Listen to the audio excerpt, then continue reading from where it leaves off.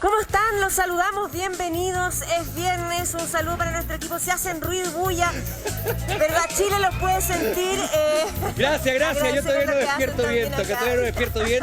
Es viernes y aquí estamos con Amaro. Hola, Amaro como XXL, gigante. Sí. Mira cómo se ve. ¿Verdad? Demasiado, desproporcionado. Muy buenos días, con mucho entusiasmo. Una mañana muy informativa. Lamentables noticias, pero también, bueno, tendremos de lo positivo para levantarnos el ánimo este fin de semana. Oye, yo sé que es una noticia muy lejana, poco atingente muchas veces a la realidad local, pero dado que tú te has declarado admirador o por lo menos comprender el fenómeno de las monarquías, falleció Felipe, ¿no? El marido de la reina. El príncipe de Edimburgo. Tal cual. No me pintes como admirador. No soy admirador, querido Sergio, soy respetuoso de las tradiciones y de la historia y además de la determinación soberana del pueblo británico. Okay. El príncipe de Edimburgo, 99 años de edad, sí. Casado, ¿verdad?, en el 47 con la reina Isabel II, efectivamente ha fallecido después de haber estado un largo tiempo convaleciente y haber estado internado en el hospital. Así es que banderas a media asta en todo el Reino Unido. Perdón que me estaba riendo porque pasó algo acá, pero ya pasó. 195 nuevos casos de COVID-19, de los cuales 5.653 son casos sintomáticos y 1.980 son asintomáticos.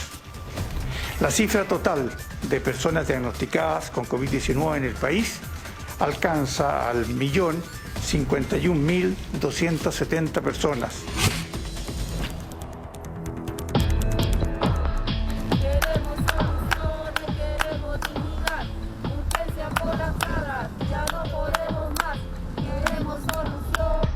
Hospital Sotero de Río, uno de los centros de salud más importantes de las zonas del sur.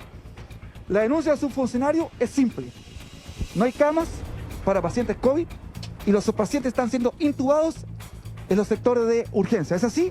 Sí, llevamos días ya con más de 10 hasta 12 pacientes ventilados en la urgencia. Tenemos más de 88, casi 90 pacientes en total de UPC. Y los pacientes hoy día están esperando, lamentablemente, desde la atención primaria llegar al hospital también para ser conectados a ventilación por cánula de alto flujo o tubo endotraqueal.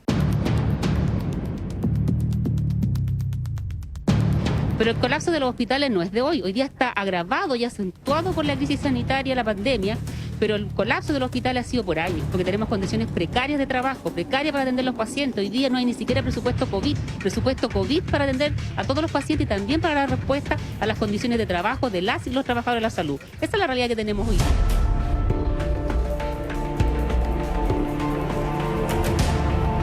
Para graficar y que la gente entienda lo que está pasando en los pasillos de las salas de urgencia, en los sectores de COVID de este hospital. ¿Qué está pasando? Cuéntanos tu gráfica. La verdad es que es bien cruento, porque hace poco estuvieron unas compañeras acá y nos dicen hay más de 6 ventiladores.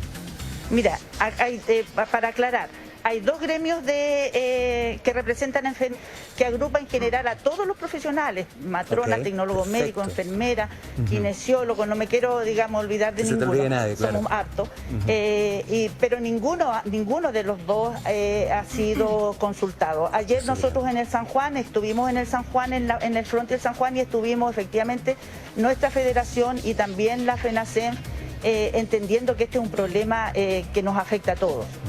Pero no tenemos esa posibilidad de conversar con el ministro.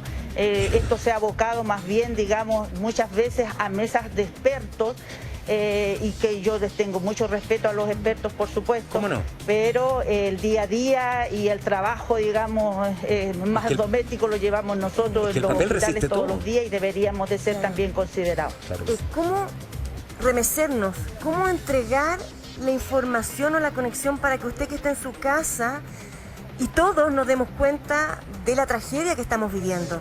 Cada 8 minutos muere un chileno.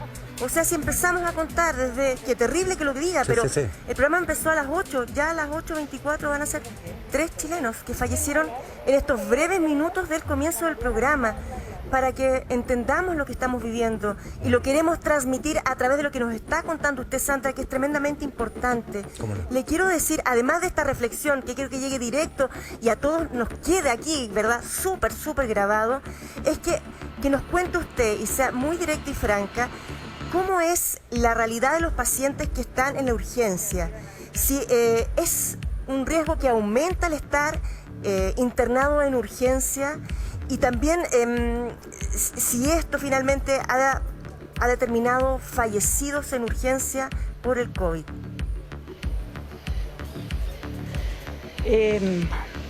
Bueno, nosotros tenemos, como tú sabes, una cifra de reportes de fallecidos todos los días. Los fines de semana baja por un tema solamente administrativo.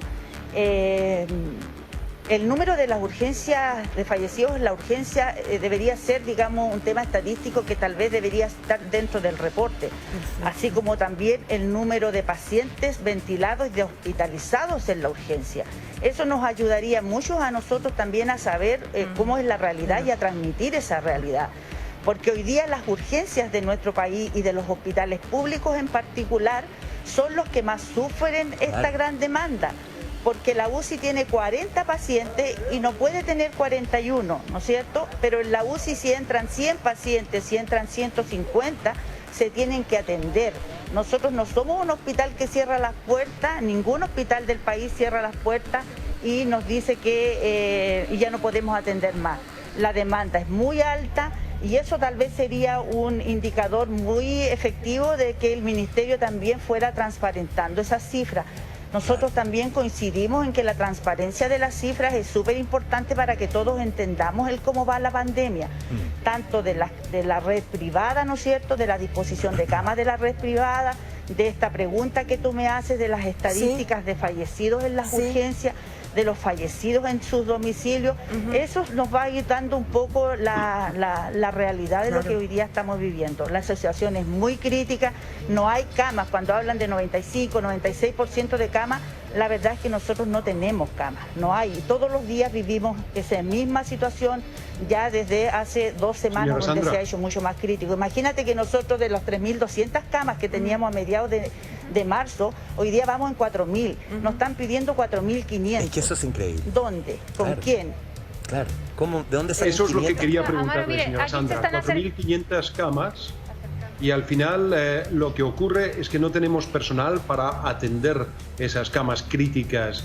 ¿Qué salida le ve usted? Evidentemente la sobrecarga para las enfermeras que atienden en las UCI no es admisible ni para ellas ni para los pacientes. ¿Qué salida ve usted? Porque los contagios continúan al alza. Bueno, desde el punto de vista bien práctico, porque alguien me dijo el otro día que yo no era una experta y la verdad es que no lo soy, yo soy trabajadora nomás. Lo que primero tiene que hacer hoy día el Ministerio es reflexionar sobre la suspensión temporal de las atenciones ambulatorias. Permitir que esos espacios que hoy día se están ocupando podamos abrir espacios para algunas camas básicas, tal vez destinar o reconvertir ese personal para que nos pueda ayudar en las áreas más críticas del hospital y además siempre estar mirando cuánto funciona y qué también está funcionando la red integrada, ya porque nosotros hacemos un esfuerzo gigante desde los hospitales, pero me gustaría también transparentar y que nos transparentaran ellos cómo están funcionando las clínicas, cuántas camas nos están disponiendo todos los días. Qué importante. Porque esa realidad entonces lo que nos va a hacer con esa transparencia nos va a decir, ¿sabes qué? Estamos todos poniendo el mismo esfuerzo. Pero sentimos a veces que solamente el esfuerzo está aquí y no solo eso, imagínate lo que significa que el personal está trabajando en esto, son condiciones laborales, son condiciones de seguridad, son riesgos que se están asumiendo, riesgos que son potentes a la hora al final del día, digamos, si los pacientes sufren algún daño mayor. Sandra,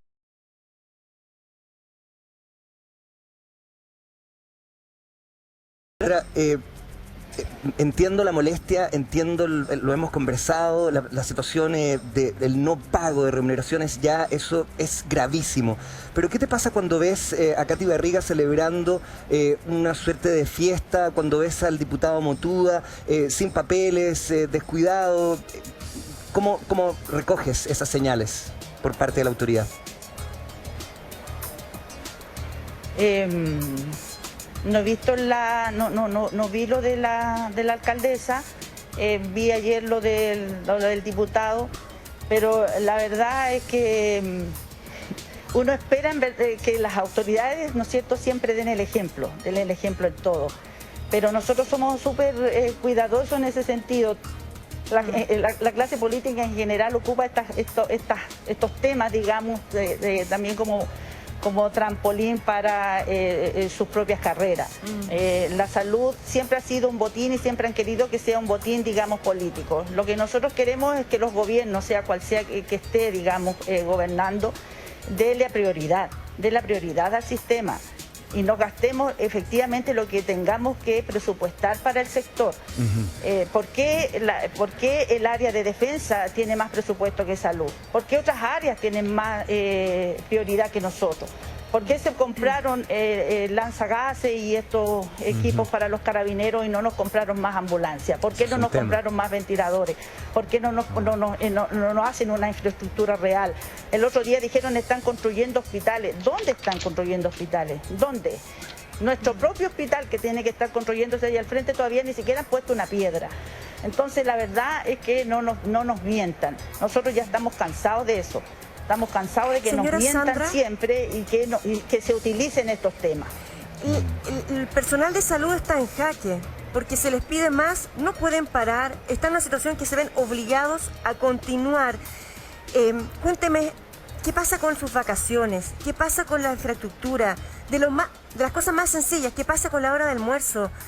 ¿Qué pasa con lo más íntima? Porque su compañera Roxana, en la nota que revisamos del Sotero del Río, habla justamente que no tienen un lugar donde almorzar. Entonces uno se pregunta, como desde lo más básico no está esa posibilidad de hacer tu trabajo con la calidad que corresponde, cuéntenos usted, ¿cuál es la realidad? Efectivamente, los espacios nosotros lo vivimos el año pasado. Mira, cuando empezó esto de la pandemia, lo que nosotros más sufrimos el año pasado fue el contagio del personal. Nosotros alcanzamos a tener como red Suroriente, un hospital completo fuera, ya sea por contagio o por cuarentena. Llegamos a tener cerca de 4.000 personas afuera. Y lo vivimos y se fue efectivamente eso trabajando y se vio que los espacios donde nosotros nos contagiábamos entre nosotros era o la residencia o los comedores, digamos, en donde tú ya te sacabas un equipo de protección y buscabas un poco de relajo. Y por eso se fueron creando y se tuvieron que ir creando un poco más de residencia. La residencia es nuestro hospital, un hospital antiguo. Tú no creas que estamos así como descansando. Hay generalmente una cama, un sillón y una mesita para que la gente pueda almorzar. Pero esas situaciones nosotros ya no la vivimos como en la prepandemia. Tenemos que salir a comer afuera en espacios libres, ventilados, para no contagiarnos. Y eso efectivamente hace que la gente tenga que comer en la plaza, porque el casino no da abasto para la cantidad de funcionarios que somos en este hospital. En este hospital tenemos 6.000 funcionarios ahora con la pandemia, que en un casino que caben 200 personas. Entonces todos buscan alternativas, hemos buscado también alternativas para residencia, porque imagínate tú un turno de 24 horas, en algún momento tienes que descansar, ¿Y sabe que, Sandra? por lo menos físicamente 2 horas, y esos espacios se necesitan. Y te quiero decir una cosa súper importante, por favor. Nosotros como salud, el 75% son mujeres las que trabajan en salud. Muchas de ellas en estos hospitales y en las nuevas contrataciones son mujeres en edad fértil, que tienen sus hijos y que hemos tenido un problema crítico con el cuidado de nuestros hijos. Porque si tú no tienes una red que te pueda cuidar, si no, en un momento nadie iba a trabajar con la gente de salud, se hizo un problema súper complejo. ¿Y cómo lo solucionaron? Y ahí también lo que nosotros le pedimos a la autoridad es flexibilidad. Hoy día los centros de salud tienen abiertas sus salas cunas y sus jardines infantiles, con un aforo reducido, por supuesto, pero están abiertos. ¿Sabe qué? Esperamos que ahí no se produzca, digamos, ningún qué bueno brote. todo lo que nos está contando, porque nos da una idea real de lo que está pasando. Me impactó mucho, hace como unas 2 semanas atrás, una enfermera que estuvo en contacto con nosotros, hablaba de la primera ola, hablaba de la presión que sentían, y con todo esto dijo, yo iba al baño, me encerraba a llorar, me secaba las lágrimas y volvía a seguir trabajando.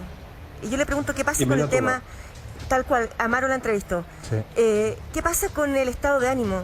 ¿Qué pasa con todo el equipo médico que está súper sobreexigido y con una carga emocional importante?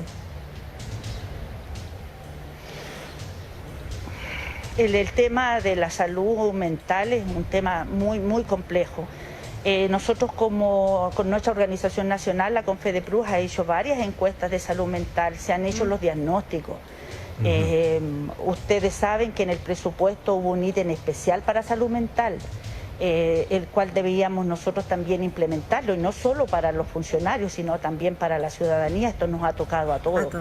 Pero buen punto, muchas gracias. Es un tema muy, muy, muy complejo, porque el estar, digamos, en la urgencia, cuando tú no le puedes dar la atención requerida, la atención de calidad a las personas, esa frustración, digamos, y esa sensación te la llevas para la casa y te va afectando todos los días, te va mermando, digamos, tanto tu salud mental, tu compromiso y una situación de frustración que hoy día que es lo que estamos viviendo. Y eso es lo que le pedimos al ministro, que baje también un poco a las urgencias, que lo vea.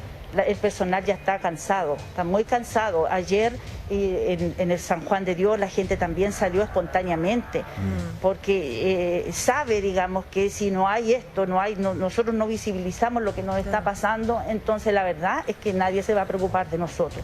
El abandono es real. Nos dejan, hagan más o menos lo que puedan, y así no podemos seguir funcionando.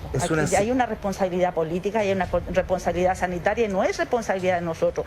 Y no hay que echarle a la gente culpa a la gente que anda en la calle, porque eso también nosotros lo dijimos hace mucho tiempo. Sin ayuda social difícilmente la gente se va a encerrar en su casa. Además, piensa aquí en Puente Alto, somos la comuna que tiene mayor cantidad de contagiados. Claro que sí. Y con casas pequeñas, ¿cómo le pides a todos que estén encerrados en una casa pequeña? Entonces, la verdad es que son muchas aristas de este tema que yo me imagino que en algún momento deberíamos de sentarnos todos, porque llamar, como dice el ministro ayer, yo los llamo a la unidad.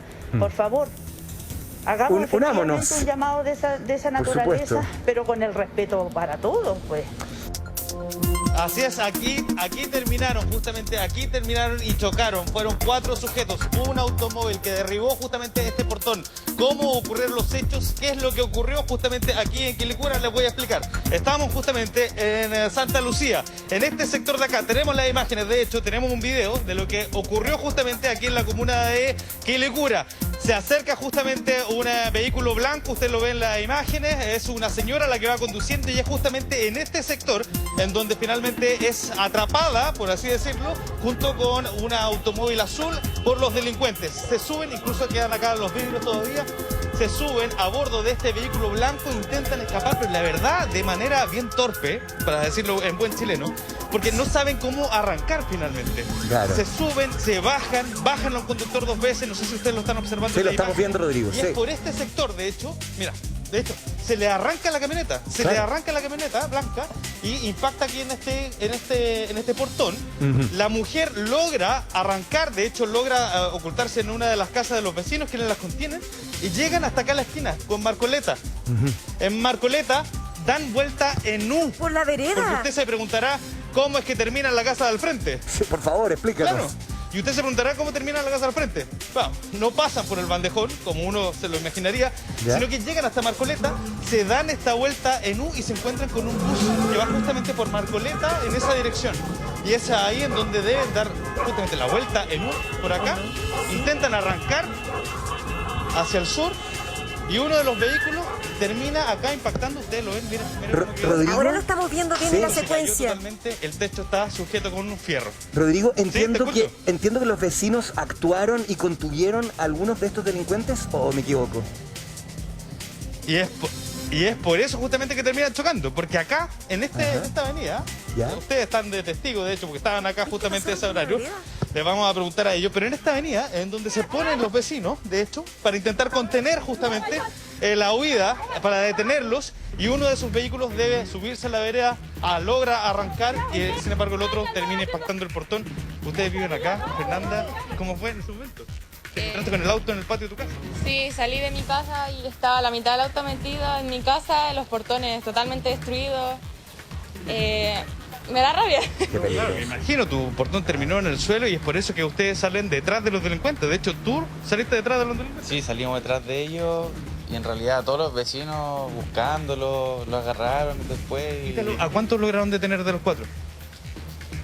Yo lo que tengo entendido, 3. Ya, perfecto. 3. Tú al menos seguiste a uno. Sí, seguimos a uno. Una cuadra. Qué temerario. Una cuadra más o menos de acá. Y lo logran detener. ¿Lo tiran al suelo? ¿Cómo fue eso? Lo tiran al piso los vecinos y lo empiezan a golpear y... La rabia, la desesperación. Claro, la rabia, porque esto pasa todos los días. Es algo muy común, la gente anda con miedo y quieren parar esto. Fernanda, acompáñame por acá, por favor, porque mira, acá justamente lo complejo evidentemente la rabia de los vecinos, poca presencia policial, a pesar de que tiene una caseta de seguridad muy cerca, acá justamente en la esquina, los primeros que llegaron fueron de Seguridad Ciudadana, ¿no? Sí, yo escuché la bocina y claro, iba a salir, pero no salí. Y los primeros que llegaron fue la municipalidad, la Seguridad Ciudadana. Cuando saliste de tu casa, ¿cómo estaba la reja acá? ¿Cómo estaba La reja estaba aquí, apuntando los pinchos para acá, o sea, tenía que evitar todo y ahí recién se podía salir. ¿El auto dónde estaba? Estaba hasta la mitad, estaba como hasta aquí. Mira, y eso es lo más peligroso, Tonka Sergio Amaro, Sí. es que justamente todo esto que se vino a este sector, que es el patio delantero, es justamente el riesgo que tenían, porque acá hay una niña muy pequeña que juega justamente en Hay esta una parte. niña de 5 años aquí que siempre juega, o sea, ella estaba aquí o las dos perras y la mataban. La mataban, el impacto fue súper fuerte, quedó todo destruido y el portón llevaba menos de medio año construido. 6 meses habían construido este portón. Acércate por acá, Fernando. No sé si ustedes logran entender cómo ocurre esto con estos delincuentes bastante torpes por lo demás, Lo vemos en la- que intentan justamente arrebatarle el vehículo en la casa del frente. Claro. Claro, e intentan ellos, incluso estamos viendo se en cambian. imágenes. Cambian al Justamente piloto lo que 2 veces. ¿Ya? Y cuando logran bajar a la conductora, a la propietaria del vehículo, el vehículo se les va solo. Sí, ahí Se está. vuelven a subir, intentan entonces nuevamente tomar el control, claro. Se dan la vuelta en U, y eso es lo que nadie entiende, porque se dan la vuelta en U allá Sí. y arrancan por este sector. Y en este sector se encuentra con un grupo de vecinos. Entonces la camioneta blanca tiene que subirse a la vereda, arranca rumbo al sur y el vehículo azul no logra hacer la misma maniobra y termina en el portón. Entonces, ahora, Entonces, lo más llamativo de todo ¿ya? fue que no arrancaron hacia allá. No, se dieron la vuelta en U, O sea, se volvieron a darlo. se volvieron a dar la vuelta en U y arrancaron para allá, o sea, ¿para dónde iban? Bueno, O sea, realmente, no, los vecinos no entendían nada, pero sí estaban muy indignados y por eso justamente que los detuvieron. Sí, Tonka, te escucho. El tema del auto azul, los delincuentes que los vecinos detuvieron son los del auto azul. Claro. Había uno solamente en la camioneta blanca, que era una Santa Fe, que arrancó ¿Y qué logró arrancar? los otros 3 quedaron en el auto azul. Y claro, intentaron subir a la camioneta, pero como que no se coordinaron y quedaron abajo. Y llegaron acá entonces, los del auto azul, y Lo- arrancaron desde Sí, acá. chocaron y arrancaron. De hecho, mi hermanastro alcanzó a ver a uno escapar para allá. Ya. Pero fue instantáneo. ¿De qué edades tenían? Más o menos. Entre 20 y 25 años. 20, 25 años, el que tú tomaste entonces tenía cerca de 25 años. Sí, cerca de 25, entre 25 y 30 más o menos. Descríbeme el ambiente de ese momento porque lo toman entre todos los vecinos, que en ese momento se alertaron, empezaron a grabar todos de hecho, y lo siguieron. En el momento era euforia, era desesperación, como ganas de, no sé, de uno vengarse, porque en realidad la justicia no hace mucho que La digamos. poca confianza en la justicia. Sí. Probablemente eso es lo que hizo reaccionar de manera visceral a los vecinos. Ahora, no se lo recomendamos a la gente, evidentemente, pero me gustaría que pasáramos a ver el ambiente de ese video, ¿no? Que relata muy bien cómo estaba viviendo la comunidad este asalto a plena luz del día con estos delincuentes que, a pesar de que lo estaban grabando, siguieron incluso robando de manera bien torpe, pero lo trataron de hacer igual. Vamos a ver justamente el ambiente.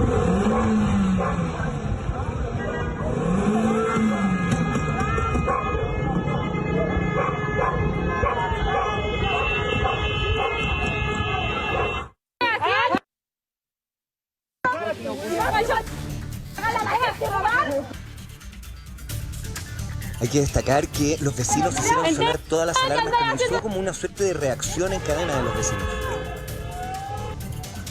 Tal cual, sí, comenzó esta reacción en cadena y ustedes lo vieron en el ambiente, ¿no? Cómo los vecinos reaccionan. Es más, hay una señora que gritaba y a mí me llamó la atención, que le gritaba justamente a los carabineros, ¿cuánto tiempo van a estar detenidos?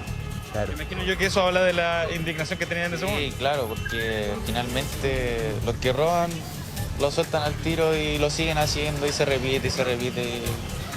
Y bueno, finalmente esa es la desconfianza que lo hizo reaccionar de esa manera. Ahora, ¿cómo terminó esta historia? Fueron trasladados todos a la 49ª comisaría de acá, que por lo demás está a 5 cuadras. A 5 cuadras acá está la comisaría. Fueron trasladados hasta allá, evidentemente puesto a disposición de la policía, y uno de los sujetos logró escapar justamente con esta camioneta blanca. Entendemos que hasta ahora no ha sido ubicado. Perfecto, Rodrigo Pérez, muchas gracias por la información, agradecer a los vecinos y esperando entonces que la mujer que fue sacada del auto se encuentre bien. Ahora nos vamos a otro. Dice así. El mostrador nos comenta, camas en estado crítico. Minsal busca aumentarlas a 4.500 y hay 63 pacientes en urgencias esperando una plaza UCI. Para conversar de este tema tenemos invitados. Sí, el doctor Michael Rey, jefe de la urgencia del Hospital San Juan de Dios. Doctor Michael, gracias por estar con nosotros. Y está también el doctor Ignacio de la Torre, presidente del Colmed de Valparaíso. Van a aparecer en pantalla en cualquier minuto para darles el hola. Ahí está el doctor de la Torre, ¿cómo está? Bienvenido, doctor de la Torre. Y el doctor Rey, Michael Rey, gracias, doctor, por acompañarnos. Bueno, es crítica la situación, lo vemos en este titular y queremos desglosarlo con ustedes. Camas en estado crítico, se busca aumentarlas a 4.500, pero hay 63 pacientes en las urgencias y de estos, si no me equivoco, hay 57 que tienen ventilación mecánica. Doctor Michael Rey, ¿cuál es la realidad que usted está viviendo en el Hospital San Juan de Dios? Doctor, ¿está por ahí? ¿Se puede desmutear, por favor, su sistema tecnoelectrónico? ¿Tecnoelectrónico? Sí, no sé, es un concepto nuevo que se me ocurrió mientras tanto para darle tiempo al doctor. ¿Ahí sí? ¿Hola? A ver, hable. Hola, buenos días. Sí, ahí está. Sí, doctor. Es lo que, escuchamos atentamente. Que además el sistema que Hola, tiene ¿qué tal? realmente es envidiable, me encanta. Doctor, Adelante. ¿cómo nos responde la pregunta que le formula Tonka? Buenos días, muchas gracias por la invitación. Efectivamente, en el San Juan de Dios hemos hecho pero de verdad una actitud, una tarea gigante para evitar este problema. Nosotros, de todas maneras, hemos tenido pacientes ventilados en el servicio de urgencia, pero son pacientes transitorios. ¿Por qué? Porque el sistema se ha triplicado en cuanto a su capacidad para poder manejar los pacientes ventilados.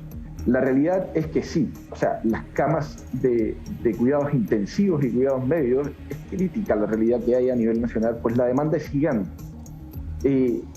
Pero en estos momentos la realidad nuestra local, que no significa que sea la realidad para el país, y esto quiero ser claro, es que nosotros hemos podido subir los pacientes que están en ventilación mecánica. ¿Hemos tenido pacientes? Por supuesto que hemos tenido pacientes.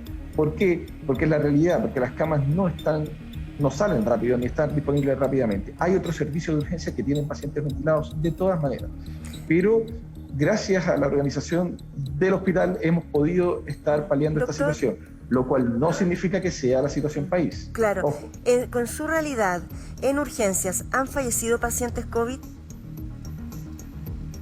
Siempre han fallecido pacientes COVID en todos los servicios de urgencia. Perfecto. La pregunta es si son pacientes COVID que han fallecido porque no han tenido la oportunidad de tratamiento. Y en este caso, en el servicio de urgencia del Hospital San Juan de Dios, esto no ha sucedido. Okay. De hecho, en la ola pasada pudimos tener todos los pacientes en ventilación mecánica en UCI, todos los que requerían ventilación mecánica en UCI.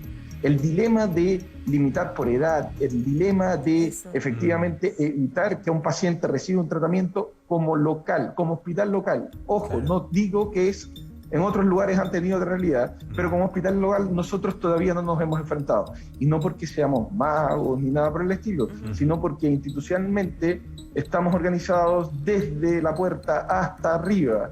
Y eso ha hecho, y además, no es que los otros sitios no estén desorganizados, pero nosotros hemos tenido la suerte de tener un comité que lleva un año funcionando. Hemos tenido la suerte de estar en comunicación directa a las 24 horas. A mí medicina me llama a las 4 de la mañana, yo llamo a UCI a las 6. Realmente el trabajo y el desdoble, y ojo, no solamente los médicos, está hablando de auxiliares de servicio, personal de alimentación, paramédicos, enfermeros, es brutal y ha sido brutal. Y no solamente nosotros, me imagino que a todo lo largo del país. Esto ha logrado que todavía nosotros en la situación sanitaria no hemos tenido este dilema de tener 15 ambulancias fuera del servicio de urgencia o efectivamente pacientes que requieran ventilación mecánica y que no lo han logrado hacer.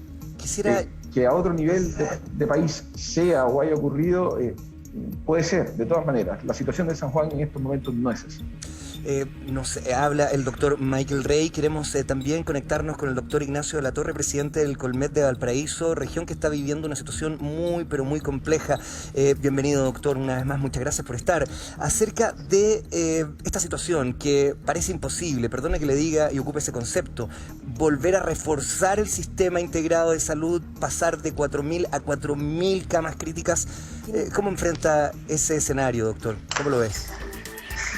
Se ve complejo porque muchos hospitales de la red ya hicieron su máximo esfuerzo.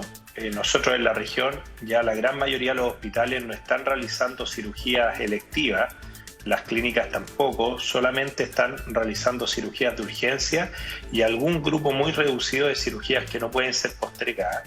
Pero cada vez el margen de crecimiento, los espacios físicos, pero sobre todo el recurso humano, que es lo que hemos conversado en otras ocasiones, de nuevo empieza a limitar. Cuando alguien dice vamos a crecer de 4.000 a 4.500, si tú piensas que para cada cama debieran haber para cada TENS puede controlar 2 o 3 camas, una enfermera 2 o 3 camas, un médico 4 a 6, la pregunta que inmediatamente surge es, para estas 500 camas adicionales, ¿tenemos los 200 TENS, las 200 enfermeras, los 100 o 150 médicos con formación de especialidad que estén preparados para esto, más allá del mueble?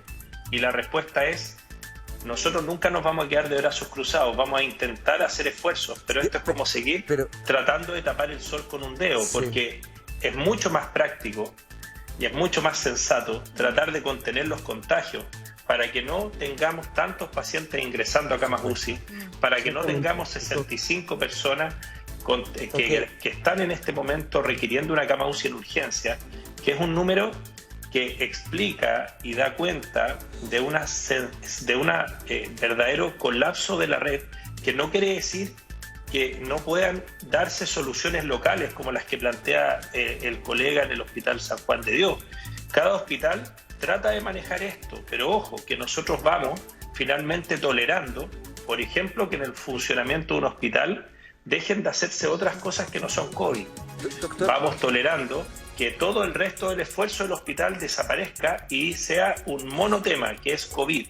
Entonces, ¿cuál es el costo de eso? Es un costo de vidas humanas, de oportunidad de tratamiento, de pacientes que no reciben el tratamiento en el momento correcto, y todo esto puede evitarse si tú, por ejemplo, logras que las medidas de confinamiento sean efectivas, si entregas ayuda social para que las personas se puedan quedar en su casa, pero sobre todas las cosas, si mejoran la trazabilidad, que hoy en día está prácticamente en su peor momento. Amaro, por favor. Así es, eso es lo que le quiero preguntar. Llevamos 2 semanas de una mega cuarentena y sin embargo tenemos 2 días consecutivos de una cifra astronómica de contagios. En una sola palabra, ¿cuál es el talón de Aquiles de este sistema? Mira, tú dices 2 semanas, Amaro. Nosotros tenemos 40 días en la comuna de San Antonio y prácticamente 32 en Valparaíso. Y no hemos visto el descenso de casos activos, sino que hemos seguido aumentando. Si tú te remites al estudio movilidad de la Universidad del Desarrollo, la quinta región, con la gran mayoría de sus comunas en cuarentena, tenemos en este momento apenas un 24% de reducción de movilidad, cuando deberíamos buscar un 80%. Por lo tanto, esta es una cuarentena que podríamos llamarla una falsa cuarentena, o una cuarentena que solo existe en el papel y que en la práctica 80% de las personas se siguen movilizando. Por lo tanto, esta cuarentena, así como está establecida y muy parecida, replicando los mismos errores del 2020, no funciona. Y fíjate que ya pasamos en San Antonio y en Valparaíso las 4 semanas, que era el plazo que en algún momento la autoridad sanitaria planteó como el máximo tiempo de una cuarentena. ¿Cuánto habría subido los casos activos en Santiago, la región metropolitana, en nuestra región, si es que no estuvieran en cuarentena? Ese dato no lo vamos a poder responder. Pero siguieron aumentando, por lo tanto, eso te permite establecer que la medida tal como está diseñada no funciona. ¿Y qué le falta? Tú me preguntas el talón de Aquiles. La ayuda social directa, universal y sin letra chica. Sin la ayuda social, ni las empresas ni las personas se van a quedar en su casa. Usted hablaba, claro, varios aspectos, doctor, pero también para el doctor Michael Rey, El talón de Aquiles para usted es lo mismo que dice el doctor de la Torre, pasa también por la trazabilidad, se lo pregunto, porque justamente les queremos mostrar a las dos y a nuestro público una fiscalización. ¿Cómo hay que generar mayor fiscalización, mayor trazabilidad, que ha sido un punto que siempre aparece, claro, que es el famoso talón de Aquiles? ¿Cómo sigue todo funcionando, verdad? ¿Cómo empresas siguen teniendo a sus trabajadores con COVID positivo sin informarlo a ellos, sin enviarlos a su casa, sin decirle a los otros trabajadores que son contacto estrecho? Bueno, hola, muy buenos días. Bienvenido. Bueno, es parte de las funciones de la Seremi de Salud. La autoridad sanitaria tiene que, dentro de sus funciones principales, es la fiscalización y control para proteger la salud de la población. Y si está dentro de eso, el tener que cerrar o clausurar un local donde las personas obviamente están concurriendo con PCR positivo, indudablemente que lo tiene que hacer, porque eso es un atentado a la salud pública. Una persona que está circulando con PCR positivo en un lugar de trabajo o que está circulando en la calle es un atentado a la salud pública, porque está transmitiendo este virus que nos ha generado tanta muerte y tanto drama en las familias hoy día en Chile. Una pregunta muy rápida con respecto a las personas que no, o las personas o las empresas que no cumplen estos protocolos, ¿qué tipo de sanciones hay? Bueno, las sanciones que están establecidas en el Código Sanitario, y esas pueden llegar hasta las 1000 UTM. Eso siempre ha sido así, las multas. Tengo entendido que hoy día las multas están establecidas bajo otro código, pero además aquí puede haber incluso una acción penal y se sale del Código Sanitario. No hemos visto mucho de aquello, o sea, el porcentaje de gente que ha pagado multas es bajísimo, señora Ollarse. ¿Qué le parece eso? Bueno, los procesos son largos. Yo doy fe de eso, que los procesos son muy extensos, porque además con esto de la pandemia el personal también que está trabajando es menor y todavía nuestros procesos no son totalmente informatizados. Todavía funcionamos con el papel y funcionamos con muchas formas que tenemos que mejorar en todos los aspectos y en todos los lugares. En las conexiones, es decir, todo eso está, a medio caminar. Por lo tanto, son procesos largos que pueden durar hasta más de un año.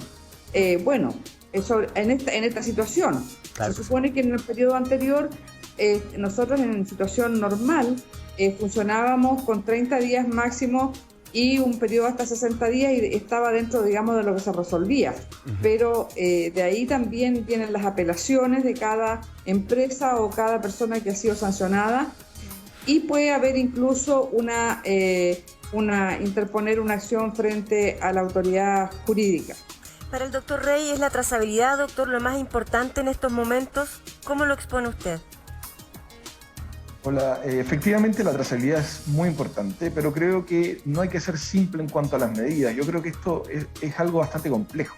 Creo que hay que verlo de múltiples aristas. La trazabilidad es un tema fundamental e importante. La trazabilidad a nivel nacional nuestra de todas maneras es bajísima. Hay esfuerzos, por ejemplo, en comunas que son pequeñas o consideradas comunas pobres, que son brillantes, como por ejemplo Renca, que tiene una trazabilidad muy por encima de la trazabilidad nacional. Y esto se llama esfuerzos locales. Y son pequeños, pero estos esfuerzos locales hay que empezar a replicarlos en todos lados. Claro que sí. Creo que también es súper importante, porque ustedes hablaban de la trazabilidad, pero otro tema débil es la comunicación. ¿En qué sentido? No puedo dar una imagen de que todo está bien a un mes que todo va a estar mal. La comunicación es súper importante. De la Torre, el tema de la trazabilidad, que es un talón de Aquiles. ¿Qué pasa? Porque la atención primaria de salud hoy se está destinando a vacunar tanto COVID como lo que se viene, que es la influenza. Tenemos a 1/3 de la capacidad a la hora de trazar. ¿Qué vamos a hacer? Bueno. Perdón. El problema con la trazabilidad tiene que ver con que nosotros tenemos contratado a través de la Seremi 275 trazadores, cuando por población debiéramos tener 600. Esa brecha explica que los resultados de la trazabilidad en la quinta región sean insuficientes. ¿Qué significa esto? Hay más de un 30%, por ejemplo, los 890 casos que hubo ayer, de ellos prácticamente 300 casos no son notificados en las primeras 48 horas. Eso quiere decir que esas personas se hicieron un test por síntomas o por búsqueda activa, pero recién al tercer día los están contactando, o tal vez al cuarto día, para avisarle, señor, usted tiene un COVID positivo. Claro. Y al no haber un contacto previo, se producen una serie de problemas. Fíjate que ayer me escribía una paciente que es guardia de seguridad.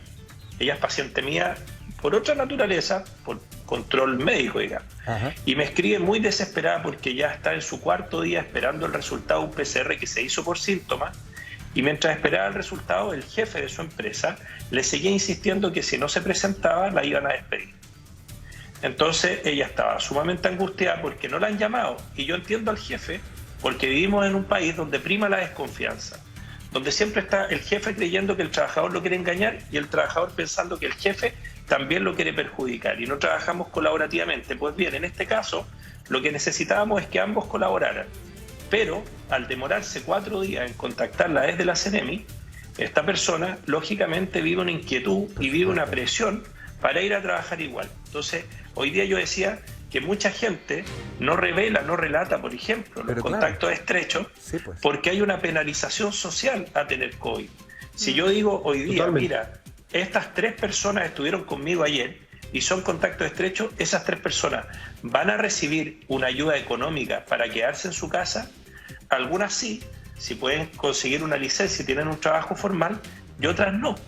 Entonces, un problema de la trazabilidad es que falta recurso humano, no hay notificación oportuna en el 100%, que debiese ser una tarea que ya la tuviéramos asumida. En segundo lugar, tampoco tenemos la búsqueda de casos secundarios, que es fundamental. ¿Eso qué quiere decir? Que yo te pueda decir, Sergio, si tú sales con un COVID positivo, yo necesito saber cómo, cuándo, dónde y quién te contagió. Por supuesto. Si yo no puedo responder esa pregunta, digo que tu caso no es un caso secundario. Y si no sé dónde te contagiaste, la trazabilidad en tu caso la perdí. Y si yo no sé dónde te contagiaste, no puedo tomar medidas, por ejemplo, para ir a ese lugar a buscar otros casos que podrían estar asintomáticos. ¿Cuánto es entonces el caso secundario en la quinta región? Entre 58 a 60%. Eso quiere decir que de los 900 casos de ayer, nosotros tenemos cerca de 400 en los cuales no sabemos dónde se contagian. Entonces, si no tienes notificación oportuna y no tienes buenos casos secundarios, es difícil cortar la cadena de transmisión, y eso es lo que nos tiene con las urgencias transformadas en pre-UCI, llenas, con gente esperando, y las UCI trabajando. Y esto es importante, lo dijo el doctor Rey, pero lo quiero repetir. Cuando nos hablan de 95% de ocupación, es un número falso.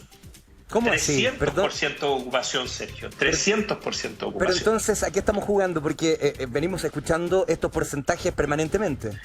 Porque las matemáticas y los números dan para todo, pero hablemos de lo siguiente. ¿Cuántas camas UCI habían antes de la pandemia? ¿Y cuántas hay ahora? Lo que estamos usando ahora es 3 veces más. Eso es un 300% de ocupación. Doctor, pero claro. ¿Qué es lo que ocurre, Tonka? Solo para cerrar la idea. Sí. Como amplían las camas, luego lo ponen de denominador. Entonces nos siguen calculando cuál es la ocupación actual.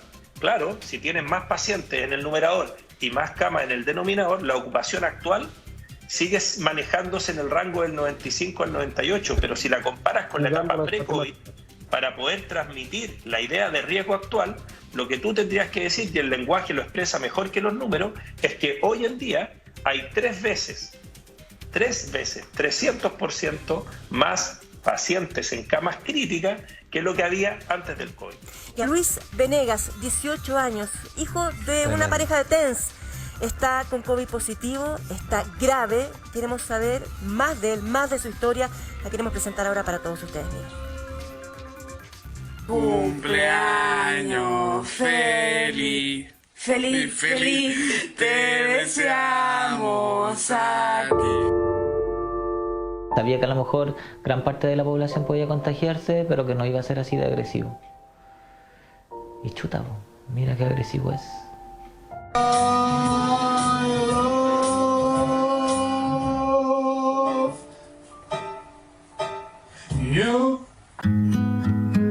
En ningún momento pude pensar que iba a llegar a estar crítico. Un duro momento atraviesa este grupo familiar de técnicos paramédicos de la región de Valparaíso frente a la grave neumonía que hoy tiene a su único hijo, Luis, de tan solo 18 años, en la sala de una UCI intubado hace más de un mes, luchando contra el coronavirus. Aparte de lo complejo del diagnóstico y el cuadro que presenta Luis, lo más angustiante es no poder verlo y tener información solo una vez al día de cómo está. Y lo angustiante es eso, que las noticias positivas son súper escasas. Todo comenzó a fines del mes de febrero, cuando Luis regresó desde un viaje a La Serena. Había estado algunos días en la casa de sus abuelos, celebrando su graduación de cuarto medio.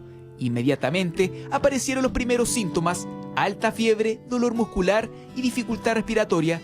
Al someterse al PCR, el resultado fue positivo. Luis estuvo en febrero acá en La Serena, alrededor de 2 semanas. Presumimos que el contagio de Luis fue acá en La Serena. Exactamente dónde, no lo tenemos claro. Nosotros fuimos contacto estrecho de él y gracias a Dios nadie más de mi familia salió con COVID positivo. Tomamos todos los resguardos necesarios y lamentablemente fue el único que se contagió. En una conversación totalmente normal de Instagram, él viene y me dice: oye, ¿sabes qué? Me estoy sintiendo un poquito raro. Y 2 días después me menciona que tiene COVID. En un abrir y cerrar de ojos. En ningún momento pude pensar que iba a llegar a estar crítico. De hecho, la primera vez que Luis me mencionó que tenía COVID, yo quedé impactado porque igual se estaba cuidando y no hacía nada al respecto, nada malo. José, padre de Luis, al igual que Yasna, su madre, son técnicos en enfermería de profesión y conocen desde muy cerca la realidad que se vive a diario en la unidad de cuidados intensivos del Hospital Gustavo Frick. Ahí trabajaron por varios años, dándole una mano a quienes más lo necesitaban. Claro, como bien dices tú, somos una familia de TENS, porque su mamá es TENS, su tía es TENS, la abuela también, aunque ya no ejerce, pero es la que nos lleva en el fondo a estudiar esta carrera tan linda. El papá también TENS, entonces somos promotores de salud y ahora estamos en el otro lado de la moneda, por decirlo de alguna forma. A pesar de la larga experiencia, hoy para José es difícil separar su realidad de lo profesional. Creo que uno de los escenarios más complejos, porque cuando uno estudia en la escuela te enseñan que tenés que ponerte al tiro como en el peor de los escenarios y de ahí empezar a descartar y ver cómo podí actuar, cómo podí accionar, cuál es el mejor plan de acción. Entonces, en el caso de Luis, yo no puedo permitirme pensar como TENS. Tengo que pensar como papá, porque eso es lo que necesita mi hijo hoy. Entonces, como papá, las esperanzas están ahí intactas y esperando el momento nomás en que sus pulmones empiecen a funcionar. Debido al aumento de las complicaciones, días posteriores a su contagio, Luis debió ser trasladado de urgencia en una ambulancia hasta el hospital. Al pasar los días, sus pulmones se complicaron, una de las tantas noticias negativas que recibió la familia a través del contacto telefónico médico diario. Por lo mismo hoy, la tía materna del joven de tan solo 18 años hace un drástico llamado público. Por eso yo quiero aprovechar de que estoy en esta entrevista para hacer un llamado público, para poder ver la posibilidad de que mi hermana, ella es TENS, el papá de Luis también es TENS, somos una familia de TENS, yo también lo soy, poder ver la posibilidad de que ella pueda visitar a su hijo para poder tomarle la mano, porque solamente mi Dios sabe si esta es una posibilidad de que se pueda dar, si esto es un adiós o puede ser un alivio de sanación para él. Maximiliano recuerda a Luis como una persona alegre e inteligente. Yo soy amigo de Luis desde tercero básico. Él fue mi primer amigo en el colegio y siempre ha sido un niño muy alegre, muy conversador, estudioso, inteligente, muy inteligente, esforzado. Tenía todas las intenciones de sacar eso adelante. La carrera de medicina, quería ayudar a quien pudiera. Buenos días, profesor. Soy Luis Venegas del cuarto medio A y con propósito de realizar la evaluación que nos dijo que hiciéramos, voy a realizar el siguiente sistema de ecuaciones.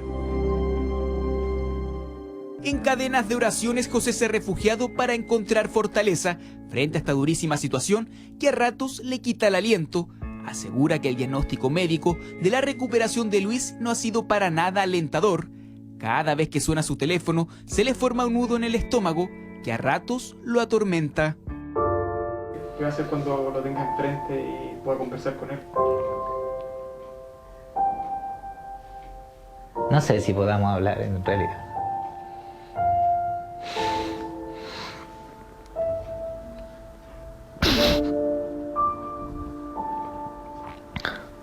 Son tantas cosas que uno de repente piensa qué es lo que vaya a hacer y eso. Creo que lo primero es agradecer. Eso es lo primero. A él sobre todo.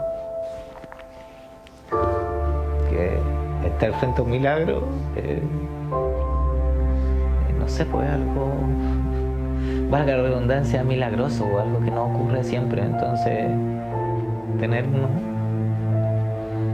creo que sería extraordinario. Esta historia es un mensaje para cada joven. Luis no sabe cómo ni quién lo contagió y quizás nunca se entere. Viajó con toda la emoción de un recién graduado a compartir con sus abuelos ese mágico momento en la vida. Hoy sus padres ruegan por un milagro y nos unimos a su oración, esperando que la juventud de Luis lo ayude a salir adelante. Tenemos en línea a José Venegas, el papá de Luis, este TENS que vela por la salud de su hijo, que hoy día se encuentra hospitalizado grave, lamentablemente, en el hospital Gustavo Fricke. Bienvenido, José, muchas gracias por atender nuestro llamado. A ver, tus palabras: no puedo actuar como TENS, tengo que hablar como padre para cuidar a mi pequeño. ¿Te imaginaste en algún momento que esta situación podía llegar hasta tu casa? Hola Sergio, buenos días. Hola Tonka también. Hola José, un abrazo. Gracias. Bueno, tú lo mencionas, uno se imagina esto, de hecho antes de que Luis fuera contagiado, me refiero al año pasado, uno miraba la pandemia y la veía sumamente lejos. Primero todavía no llegaba a Chile, después cuando llega a Chile era solamente una persona y 2 familiares. Después de 6 meses, muy poco contagio entre los cercanos, casi ninguno en realidad. Y claro, después cuando nos toca a nosotros, Luis con un PCR positivo, ya es un muchacho joven, un muchacho fuerte, va a ser un resfriado fuerte, ¿no? Solamente eso. Y 4º, 5º día se empieza a complicar y ya un 6º día tiene que irse al hospital. Fue prácticamente el último día que lo vimos hasta ayer. Entonces, obviamente algo sumamente complejo y muy rápido, muy rápido. En una semana ya Luis tenía neumonía por COVID. José, tú con tu mujer han visto, y la familia, porque son todos TENS, todas las caras del COVID. Has estado ahí trabajando arduamente y te toca también que tu hijo esté con COVID y complicado. ¿Cómo está hoy tu hijo? ¿Cuál es la situación que tiene hoy en cuanto a su salud? Mira, Luis lleva ya 20 días y fracción conectado a 2 máquinas, el respirador artificial y un oxigenador extracorpóreo, que es el que hace la función de sus pulmones, porque sus pulmones todavía no pueden reaccionar producto de la inflamación que tienen. El equipo está haciendo una labor titánica por mantener a nuestro hijo. Como les mencionaba hace un rato, ayer tuvimos la fortuna de que el equipo diera la posibilidad de poder estar cerca de nuestro hijo, porque lo pudimos ver. No pudimos hablarlo, tocarlo aún, porque todavía hay protocolos que deben ser ahí restablecido en el fondo para que a lo mejor podamos tener esa oportunidad de estar un poquito más cerca. Pero sí también fue tranquilizador el hecho de poder estar con él, de poder hablar con parte de su equipo que lo atiende y confirmar ahí todo lo que están haciendo por él. Ahora, en algún momento nosotros teníamos temor de que quizás pudieran bajar los brazos y mi hijo tuviese que ser desconectado. Pero ellos también nos aclaraban que mientras él necesite sus máquinas y esté luchando, van a luchar con él. Entonces para eso eso para nosotros es súper tranquilizador, independiente del estado crítico, grave, permanente en el que se encuentra. Es su único hijo, Luis, ¿no? Es nuestro único bebé. Solamente decir que yo sé que hay muchas personas que son creyentes o no, si alguien quisiera orar, entregar energía, lo que sientan en su corazón para ayudar a Luis, hijo de José que nos acompaña hoy. Pucha, bienvenido sea. Me tomo de esas palabras, José, porque me imagino que todo es importante, toda la fuerza es importante para que tu hijo siga en esta lucha y salga adelante. José, tú decías que para poder ayudar a tu hijo tenías que observarlo como papá, salir de tu rol profesional, pero son profesionales de la salud quienes los están cuidando y tú eres parte de esa familia también. ¿Cómo ves la energía de tus colegas a la hora de también necesitar de esa energía y necesitar de esa fuerza y de esa garra que están poniendo los funcionarios de salud? Mira, no me fue posible dejar de escuchar a la persona, no recuerdo el nombre, la chica que era personal del... Roxana Huejardo. Exacto, que estaba solicitando algunas cosas, una inyección económica, más apoyo al plan de salud, a los funcionarios, a todos los programas. Es justo que peleen por lo que es justo en realidad, por todo lo que se sacrifican día a día. El hecho de no romantizar el tema de la vocación, pero tú te pones el uniforme y es tu pega, no son superhéroes. Ahora que uno lo haga con más amor, menos amor, más entrega, pero es tu trabajo. La gente de UCI, de eso se viste en el fondo, se pone su traje y es prácticamente un traje de superhéroe. Entonces...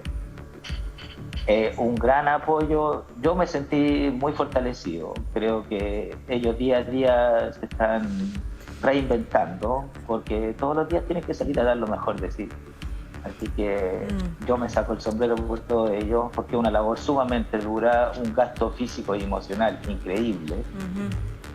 Entonces dale, recárguense porque sin ustedes esto se va al carajo. Eso. Y sabes que sumar a eso también están con nosotros los doctores, el titular que hemos repetido una y otra vez, el testimonio que tú nos entregas, José, con tu hijo. Los menores de 40 años superan a los mayores de 70 en la UCI para seguir entregando la información y la urgencia para las personas que nos están viendo, doctor de la Torre, no sé si está la doctora Luengo también, para...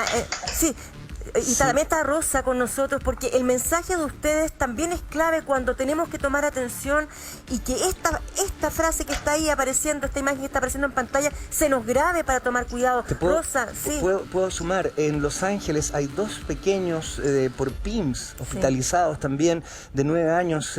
Señora Ollarse, en términos de salud pública, si entramos en esta espiral en que los niños están cayendo a urgencias, a hospitalizaciones graves, ¿cómo reaccionaríamos? ¿Cómo debiésemos reaccionar como sociedad? O sea, hoy día estamos en una situación al límite, prácticamente, y lo que tenemos hoy es, aquí hay dos actores, como se le llama, 2 entes, que somos, por un lado, es el gobierno que tiene que tomar medidas claras en salud pública, porque esto es lo que está ocurriendo hoy día, lo que a mí me dice es que hay un fracaso de la salud pública en Chile. Pero también tenemos que pensar que esta pandemia ha avanzado en forma exponencial y va a avanzar más. Esto no es que se va a terminar en una semana o 2 semanas. Tenemos que partir de la base que somos 8.000 millones en el mundo y de esto hay 134 millones infectados y que se están transmitiendo día a día estas infecciones. Y solo tenemos 600 millones de estos vacunados. Entonces, que es como un 2%. Esto, la verdad, las cosas que... Esto estamos hablando del mundo, porque nosotros estamos en un país que está globalizado y estamos en un contexto internacional. Yo lo decía ayer en otro canal. Y no podemos dejar de analizar eso porque día a día vamos a tener otras cepas. Este virus es un virus que va mutando muy rápido. Cuando empiezan a vacunarse las personas, hay que vacunarlas muy, muy rápido para tener la protección colectiva. De lo contrario, va a mutar y vamos a tener algún virus salvaje nuestro que va a ser mucho más agresivo. Entonces, esta vacunación que nosotros tenemos como atención primaria, que ha sido un éxito, pero necesita más refuerzo, la atención primaria, que vi el otro día un artículo en la prensa, que me parece grave, ha sido la que ha llevado adelante la trazabilidad. Es necesario que los recursos para trazabilidad y para las vacunas estén en la atención primaria, que son los que van a sus casas, son los que están haciendo esta contención. Se requiere más personal en la atención primaria para que siga haciendo esta trazabilidad que es necesaria en forma oportuna. Y lo otro, los testeos tienen que tener los resultados en forma oportuna. Es decir, no podemos nosotros que los testeos se entreguen después de 3, 4, 5 días. Y eso precisamente es porque tenemos problemas con las plataformas también. Sí, lo decía el ministro. Hemos tenido problemas con las plataformas, efectivamente. Se siguen teniendo problemas con las conectividades, claro, que es lo que estamos diciendo. Entonces, hoy día, si no tenemos todo esto en orden, no está todo, como se dice, en su lugar, cada uno con su función, que la Seremía se dedique a la fiscalización, al control, que la atención primaria vacune y haga la trazabilidad, que los hospitales son los que tienen que atender la urgencia de todos los pacientes que llegan graves y tienen que estar dotados del personal necesario, capacitado, Rosa, porque en este momento no tenemos otra forma. Claro. Esto puede agravarse, yo estoy diciendo, tenemos más de 134 millones en el mundo que están con COVID positivo, y esto va a seguir avanzando porque somos 8.000, y solo se han puesto 600 millones de vacunas. Tenemos que no hablar ya de Chile solamente, tenemos que hablar del mundo en general. Sí. Así necesito el tercer retiro porque estoy sin trabajo y la pensión de alimento de un 100% me bajó a un 80%. Yo necesito mi 10%. Es la única forma de yo poder sobrevivir y poder pagar mis gastos. Yo creo que esto no da para más, Iván. Yo creo que los futuros y actuales jubilados no pueden seguir esperando que el mundo político se ponga de acuerdo en un mecanismo para mejorar las pensiones. Y me preocupa porque si no lo logramos ahora, este año, esto puede demorarse 3, 4 años más. Así de claro, así de concreto fue Patricio Melero en su primer día como ministro de Trabajo.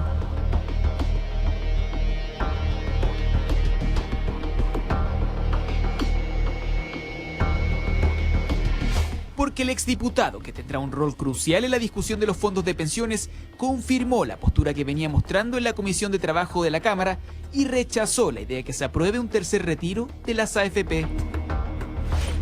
A mí me preocupa mucho este tercer retiro porque va en la dirección opuesta a lo que el mejoramiento de las pensiones significa, que es aumentar la densidad de ahorro para tener una mejor jubilación a futuro. Y eso es un camino que yo creo que hay que explorar y vamos a buscar todas esas formas para así hacerlo. De esta forma, Patricio Melero comenzó a definir sus posturas ante los distintos proyectos que están en el Congreso, sobre todo el asociado al retiro de los fondos y que se votaría en principio la próxima semana. Y los parlamentarios que estamos impulsando el tercer retiro es porque Chile lo necesita, es porque la gente lo pide y es porque el gobierno no ha llegado a tiempo con las medidas o porque las medidas son focalizadas y solo llegan a un porcentaje de la población. La próxima semana el resultado que esperamos es una aprobación contundente en la Comisión de Constitución y en la sala de la Cámara de Diputados del tercer retiro del 10%. Y el objetivo es superar el máximo quórum constitucional que son 2/3 o 103 diputados y diputadas. Para eso estamos trabajando fuertemente y estamos optimistas de lograr ese resultado que dejaría sin piso político al gobierno para ir al Tribunal Constitucional. Esta semana, en medio de la discusión de fondos previsionales, algunos parlamentarios de la UDI fueron a La Moneda y presionaron al Ejecutivo para recurrir lo antes posible al Tribunal Constitucional y así impugnar el proyecto. Una mala política pública y votaré en contra de ese tercer retiro también. Palabras más palabras, menos lo cierto es que son millones de chilenos los que esperan ansiosos el tercer retiro, más aún pensando en las insuficiencias del sistema que no han permitido a un gran número de ellos acceder a bonos ni a beneficios. Aquí algunos casos. Me llamo Aida Rojas Garcés, vivo en el sector de Butaco, al campo. Yo quiero mi 10%. Necesito pagar mis préstamos, arreglar mi auto, comprar materiales para terminar mi casa, pagarle al maestro, comprar alimentos y si es que me alcanza, comprarle un computador a mi hijo para que pueda estudiar. Mi nombre es Daniel Rojas, cotizo hace 29 años y con el tema de la pandemia nos hemos visto todos afectados. De hecho, estoy catalogado con el 90% de vulnerabilidad y arriendo una pieza, trabajo como junior en una empresa, entonces no lo entiendo. Yo exijo mi 10%. Es mi plata, me corresponde. Por favor, presidente, escuche. Me llamo Claudia Sarabia, soy de San Pedro de la Paz. Estoy de acuerdo con el tercer retiro, porque para los que nos denominan clase media no calificamos para ninguna ayuda. Usando mi retiro para mejoras de mi hogar, ya que los anuncios que han sido desde siempre de parte del gobierno tienen mucha letra chica y no califico. Ellos son el... Ahí está la nota y queremos saludar a nuestros invitados. Ya está en pantalla Paulina Núñez, diputada de RN. Gracias, Paulina, por acompañarnos. Y también está Gabriel Boric, diputado de Convergencia Social, candidato presidencial de Frente Amplio. Bienvenido también. Y para usted, Gabriel, la primera pregunta. ¿Qué hace el ministro Melero? ¿Quién pondrá la cara en 20 o 30 años más cuando estos jubilados lleguen a golpear las puertas del Estado? La pregunta, parece que se quedó pegada la imagen. Se quedó pegada, sí. Ahí volvió. Ahí sí. Ahí volvió, ya. Perfecto. La pregunta que se tiene que hacer Melero, y lo que debiera entender hoy día, es que la gente ya está recibiendo pensiones de miseria. Por lo tanto, es un problema actual. El promedio de las pensiones en Chile es de 280 lucas. Y para las mujeres es mucho más bajo aún, de 210.000 pesos. Entonces, evidentemente, ante una emergencia y una crisis tan transversal como la que estamos teniendo hoy día, la gente dice, bueno, tengo que sobrevivir con lo que tenga, porque el Estado no me está ayudando. Lo que nos ha dicho los informes del Banco Central es que los aportes directos del Estado solo han llegado al primer quintil de la población. Eso significa que toda la clase media o la gran mayoría de la clase media no ha recibido un apoyo directo del Estado para poder paliar esta crisis. Y por eso el tercer retiro desgraciadamente es necesario. Y por cierto, tenemos que hacernos cargo del problema de pensiones que se genera, pero hay que salvar la situación hoy día. Y por eso desde el Frente Amplio vamos a votar a favor.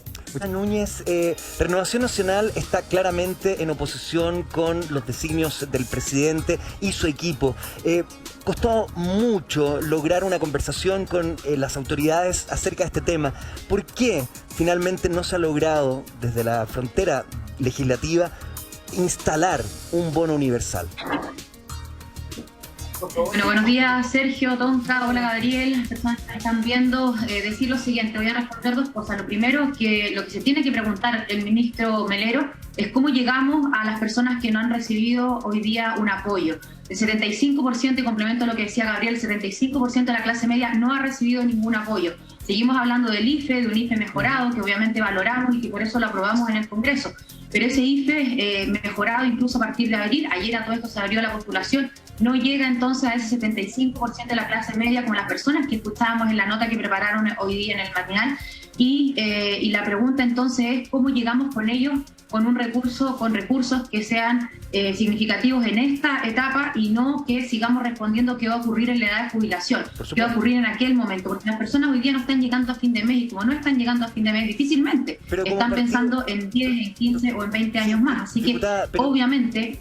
Disculpa que la interrumpa, pero la gran pregunta y el tema de discusión durante meses ha sido el sistema. El gobierno ha optado por otras formas e incluso en el segundo retiro estuvieron a favor de sacar la plata de las AFP, pero entra, sale. ¿Y qué pasa con una medida universal mucho más amplia y menos engorrosa? Bueno, esa es la propuesta que hemos hecho desde Renovación Nacional. Me imagino que algunos ya saben que la Comisión Política de nuestro partido, ¿cierto?, ha pedido no solamente apoyar este tercer retiro, sino que pedirle al gobierno no ir al Tribunal Constitucional. Y yo me atrevo a decir que de los 36 diputados de Renovación Nacional, al menos habemos 20 votos a disposición para poder aprobar este tercer retiro cuando llegue a la sala. Esa es nuestra solicitud. Nadie estaría hablando de un tercer retiro si tuviéramos un bono, una ayuda concreta, universal, sin distingos, sin letras chicas, sin diferencias de quintiles y sin focalización. Y aquí me detengo. En el tema de la focalización, lógicamente, cuando son recursos del Estado, cuando son recursos de todos los chilenos y las necesidades son infinitas, hay que focalizarla. Yo estoy de acuerdo con aquello, pero cuando estamos en una pandemia, cuando estamos en un estado de excepción constitucional, cuando hasta Trump lo hizo en Estados Unidos, con mayor razón, uno podría decir, abrámonos a esta excepcionalidad ojalá entreguemos un bono de una vez por todas en forma universal, y por lo tanto en ese sentido creo que dejaríamos de hablar de estos retiros que, como dice Gabriel, cierto, incluso todos sabemos que es una mala medida, no recuerdo la palabra como la calificaste, Gabriel, pero estamos muy claros de que estamos echándole mano a los propios recursos de las personas, a sus recursos al momento de jubilación, pero hoy día no tienen cómo llegar a fin de mes y por lo tanto de algún lado hay que sacar esos recursos si es que el Estado no los está entregando. Además, cada uno cuenta, queremos también leer las ideas y los pensamientos de nuestro público. Dice Alex Flores: hola, yo necesito urgente mi tercer retiro. No tengo ni he tenido beneficios del gobierno, pago arriendo, cuentas, alimentos, gastos diarios. Me traje a vivir a mis padres discapacitados, usan pañales, mantillas, remedios, dietas especiales, tengo tarjetas colapsadas. Tenemos otro más que nos dice lo siguiente: Priscila Concha, díganle a Gabriel Boric, los que ganan 350.000 no son clase media, son pobres, están más cerca del sueldo mínimo. Y también pregunten quiénes son de clase media. Tenemos más. Marieli dice: soy bien honesta, si no dan el retiro del 10% saldré a la calle a protestar. A mí no me toca ningún bono. El señor Melero no sabe de las situaciones que vive cada chileno. Es plata de uno, no es de él. Si tengo que llegar a la moneda, dice, lo haré. Ahí está, tenemos RD, Rodrigo Díaz. Me da rabia escuchar a diputados y senadores sobre el retiro del 10%. Si se unieran todos y pidieran al gobierno un bono sustentable universal, la gente no sacaría sus ahorros. Al final siempre hay que recurrir a los ahorros propios. Queda otro más, dice Silvana: quiero mi 10%, el señor Melero está claro que nunca ha necesitado nada y solo defiende intereses de las AFP. Y si quiere proteger nuestros fondos porque seguimos pagando el riesgo de pérdida que antes pagaban las AFP. Este mes, estando el fondo ya perdí 2.300.000 pesos. ¿Tenemos más o no? No. Mi pregunta para el diputado Boric, pensando, yo sé que estamos hablando de la reforma de pensiones y algo más profundo, pero pensando en el hoy, en los chilenos y los ciudadanos que necesitan la ayuda ahora, ¿qué opina usted de la propuesta de Joaquín Lavín, el alcalde de Las Condes, sobre utilizar los fondos de seguro de cesantía de los trabajadores? Es una muy mala propuesta y desconoce la realidad en que la mayoría de los fondos individuales de los trabajadores ya se gastaron justamente producto de haber recurrido a la Ley de Protección al Empleo. Y es seguir diciéndole a los trabajadores que en vez de que haya un apoyo universal con recursos de todos para poder financiar esta crisis, que no es responsabilidad de nadie en particular, recurran a sus propios ahorros para rascarse como puedan. Entonces, lo que propone el señor Lavín es básicamente una alternativa muy parecida al tema de los retiros. Lo que tenemos que hacer, yo estoy de acuerdo con lo que decía el Rodrigo, RD del último tuit, en ponernos de acuerdo por lo que duren las cuarentenas. Por ejemplo, todos quienes estén en cuarentena puedan recibir ya un ingreso familiar de emergencia sin registro social de hogares que esté por sobre la línea de la pobreza.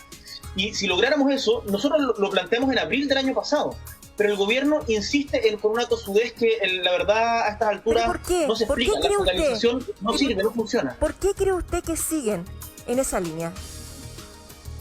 Yo creo que hay un desconocimiento del gobierno de la realidad del país que gobierna muy grande, que está, se expresa en muchas cosas. Nadie tiene el patrimonio exclusivo de conocer al pueblo. No. Yo no quiero entrar con esas moralinas, pero este gobierno en particular, recordemos las frases que decían antes del estallido social, que Chile era un oasis en América Latina, que le recomendaban a los románticos comprar flores porque había bajado el precio, la lista que el pasaje...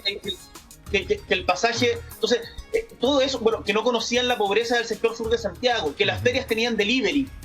Entonces, todas esas cosas dan cuenta de un gobierno que vive en una burbuja, de un sector de la política chilena, que no son todos, que no entiende dónde está viviendo y que la mayoría de los chilenos ganan hoy día menos de 400.000 pesos.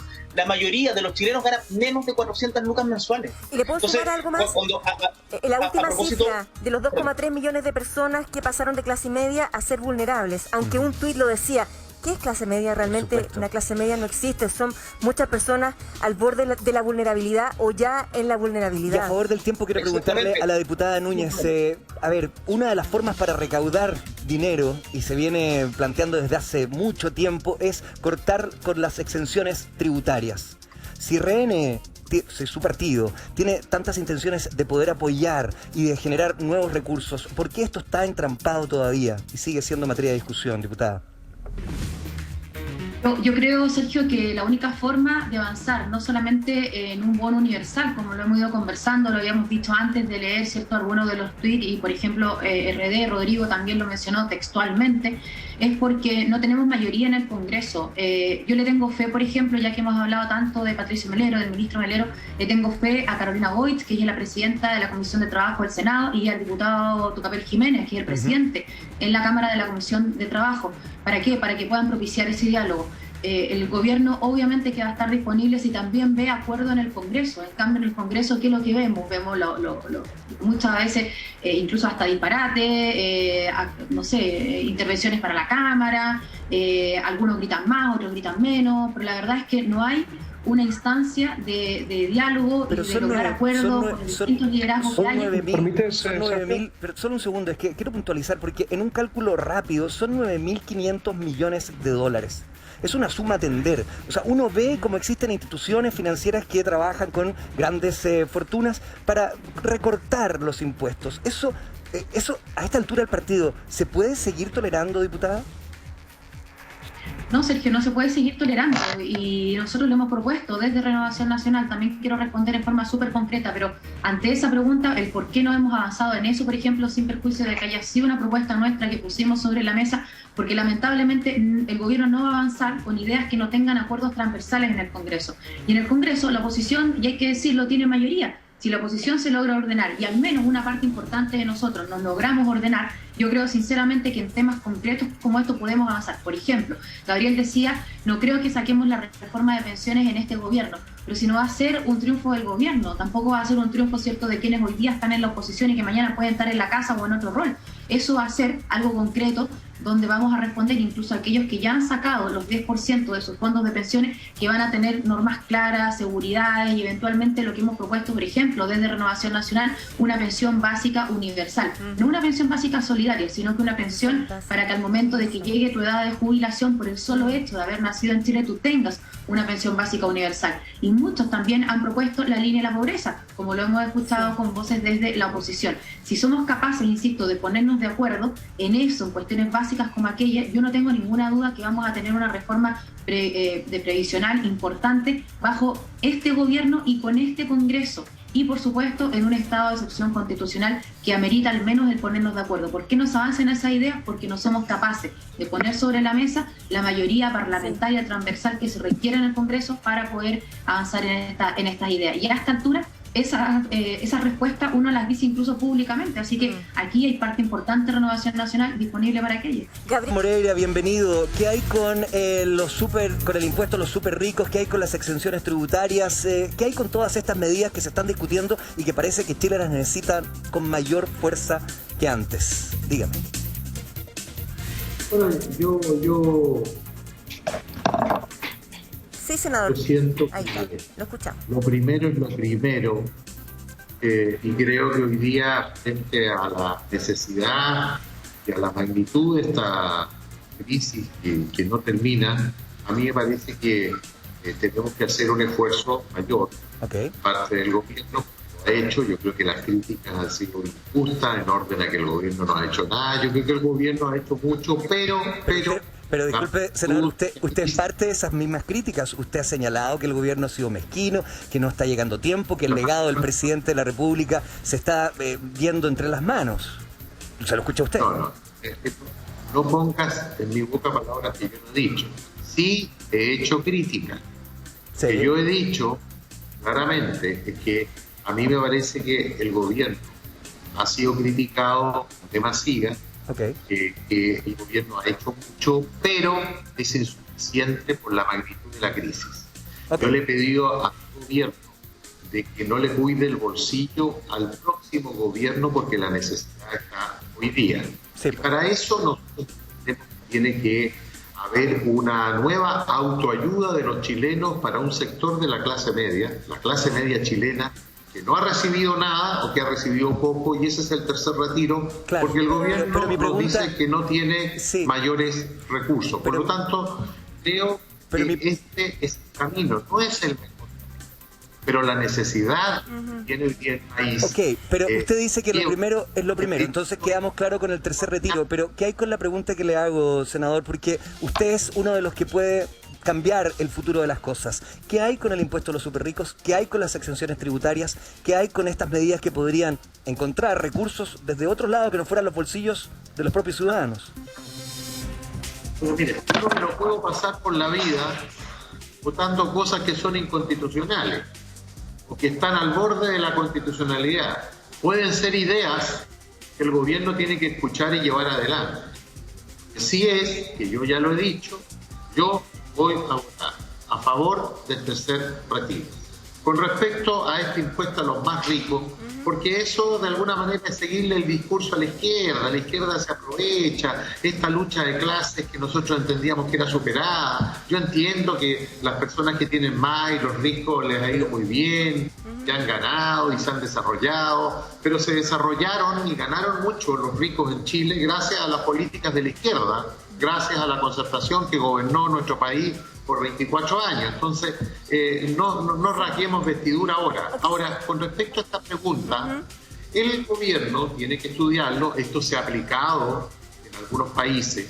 A mí no me gusta sacar de ejemplo Estados Unidos, porque Estados Unidos es un ejemplo donde hay muchos ricos y tiene muchos recursos, pero en otros países, la misma OSD lo ha considerado como una manera, en un caso excepcional, y esto afecta al 0,1, por decirlo así, al 0,1 inflación, y puede ser una posibilidad, y yo creo que este es un tema del cual el gobierno tiene que dar su opinión, senador, porque hasta el día de hoy lo único que puede pedir eso tributario es el Ejecutivo. No somos los parlamentarios. Ok, para darle el pase también a Marcos, ¿se aprovecha la izquierda con la posibilidad del impuesto a los superricos, con el tercer retiro, con el royalty minero? Según palabras de Iván Moreira. Gracias por la invitación. El compañero Moreira da un paso importante, vota contra su gobierno. Yo sé que está complicado, tiene que justificar este voto contra la política del gobierno. Pero el compañero Moreira dice dos cosas que son completamente inexactas y en él creo que es de buena fe, pero quiero corregirlo. Uno, compañero Moreira. Bienvenido a la oposición, entre paréntesis, donde está la sensatez. Uno, compañero Moreira, no, Piñera no está cuidando los dineros del próximo gobierno, está cuidando el dinero de las AFP. Déjeme contarle un dato, compañero Moreira. 125 millones de pesos diarios hoy gana la AFP Cuprum. Y en esta entrevista van a morir 2 chilenos. Cada 15 minutos muere uno. Por COVID. Cada 8 ahora van a morir 2. Cada 8, o sea, 3. Estamos 20 minutos y ustedes son 3 muertos ahora. Así es. Y Cuprum hoy, mientras duerme, gana 125 millones. Las AFP, 1.000 millones. No. A la derecha, compañero Moreira, lo que le importa son las AFP. Y prueba de que usted en eso está en la contradicción incómoda, pero a mí me conviene abrazarlo, senador. Porque usted va a votar a favor de un pueblo que pide retirar sus fondos mientras haya con el esquino. Déjeme decirle algo. La reforma tributaria que ustedes hicieron el año pasado es una vergüenza. Recaudaron 0.5% de la economía, cuando lo que se requiere, según los economistas conservadores, es 5% de la economía. Varios miles de millones de dólares. Entonces, plata hay, y mucha. Pero ustedes, como senadores, avergonzados con Piñera, puesto que no usan su foto en Chiloé, en su distrito, si quiere le manda al Canal 13 una foto de Piñera con un candidato suyo. Nadie, porque saben que están mintiendo y están equivocados. Mienten en economía, confunden el debate. Yo pido una sola cosa. Pregúntense esto a los chilenos. ¿Son más ricos que hace 3 años? ¿Sale más barato comprar? ¿Hay más pega? ¿Chile está más prestigiado? No, es un desastre. Entonces, rescatemos a Chile votando por el tercer retiro y avanzando en la reforma tributaria, no solamente el impuesto a los super ricos que recauda, pero no lo suficiente, a la ganancia capital en la bolsa, al activo financiero y el royalty minero que Esteban Velázquez y mucho más hemos propuesto durante años. Marco Enrique. Primero que todo, señor Ominami. ¿No le dice compañero? Compañero no. Adversario, sí. Segundo, creo que está debutando usted con este discursillo como candidato presidencial. Y siempre con el estilo de odiosidad, de lucha de clases de la misma izquierda. El gobierno se podrá equivocar. El presidente podrá cometer errores. Pero no le está mintiendo a los chilenos. Ni nadie está cuidando a las AFP, porque los chilenos tienen el derecho a poder decidir en qué lugar van a colocar sus pero ahorros. Disculpe, no hay una alternativa. No. Perdón que lo interrumpa, pero usted está diciendo los chilenos tienen derecho a elegir, pero dentro de las AFP, pues no hay una alternativa. Es que a eso voy. ¿O no? Porque las AFP van a continuar. Y los que tengan recursos y se sientan cómodos con la AFP, seguirán en la AFP. Pero hoy día las circunstancias llaman a tener que buscar una alternativa para esos millones de chilenos que tienen pensiones miserables, y esa es responsabilidad del Estado. Y si queremos buscar responsabilidades políticas, ha sido toda la clase política. Lo que pasa es que... una pregunta para usted.